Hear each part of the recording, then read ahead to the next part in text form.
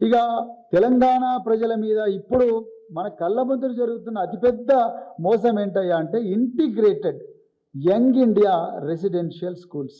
ముఖ్యమంత్రి గారు అక్టోబర్ 2024 దసరా పండగ నాడు కొందుర్గ్ షాద్నగర్ నియోజకవర్గంలోని కొందుర్గులో చాలా అంగరంగ వైభవంగా మరి ముఖ్యమంత్రి గారు శంకుస్థాపన చేసింది. 105 residential schools, young India residential schools పెడతామని, మరి ఒక్కొక్క స్కూల్కు మొదట 40 కోట్ల రూపాయలతో కడతామన్నారు. దాని తర్వాత 105 పోయినాయి, మళ్ళీ 50 స్కూల్స్కి వచ్చిండ్రు. 50 స్కూల్స్ అయిపోయినాయి, దాని తర్వాత 20 స్కూల్స్ అంటున్నారు. అదేవిధంగా ఈ స్కూల్స్ కన్నిటికీ 12,000 కోట్ల రూపాయలు కేటాయిస్తున్నట్టు మేము జీవో ఇష్యూ చేసినామన్నారు. చూడండి గమ్మత్.